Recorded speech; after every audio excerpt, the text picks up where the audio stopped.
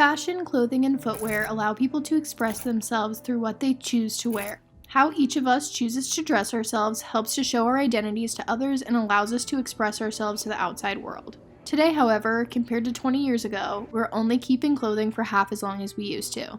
Good On You Eco says fast fashion can be defined as cheap, trendy clothing that samples ideas from the catwalk or celebrity culture and turns them into garments in high street stores at breakneck speed to meet consumer demand. The fast fashion industry not only makes clothes quickly, but is able to sell garments at a low cost, which plays into viewing clothes as disposable. According to the True Cost documentary, the fashion industry has seen a shift in seasons, going from having about 2 seasons of fashion a year to 52.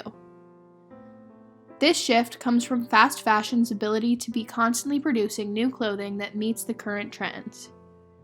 A New York Times article entitled, "What Do Gen Z Shoppers Want? A Cute, Cheap Outfit That Looks Great on Instagram," followed 3 young women from different countries and their shopping habits.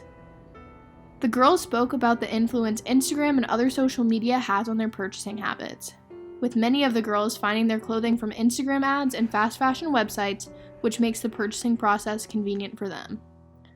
Andrea Vargas, an 18-year-old from New York, estimates her wardrobe has 500 to 600 pieces, including shoes and jewelry. While a British high school student said, quote, "Style is about changing for whatever the situation you're in and for different events."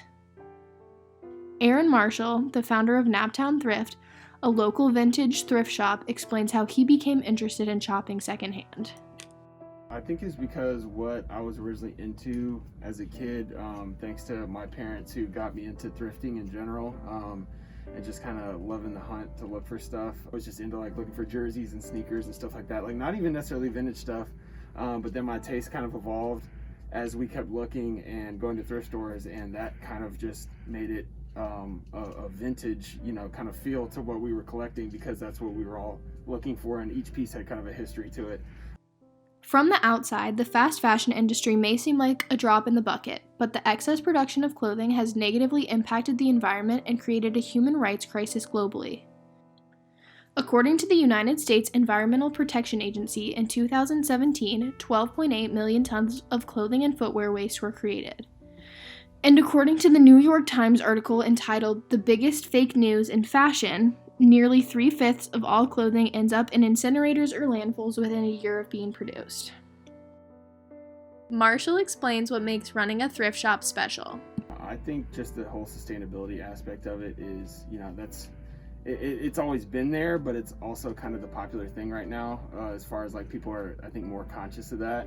And there's been more of a magnifying glass on the amount of waste that the fast fashion industry actually produces per year, and it's incredible when you actually see the numbers of it. But it's more of a shift of people are okay with having something that's been worn and loved and isn't brand new, just partially for the sustainability and the other part because of the character it kind of adds to it and the history behind things. And that's kind of our favorite part of it.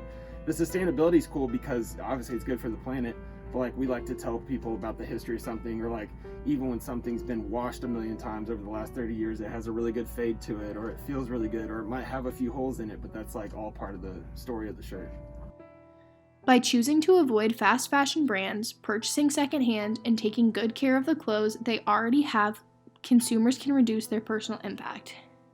In order to create major changes in the fashion industry as consumers, we must vote for legislature and candidates who value the environment and its protection.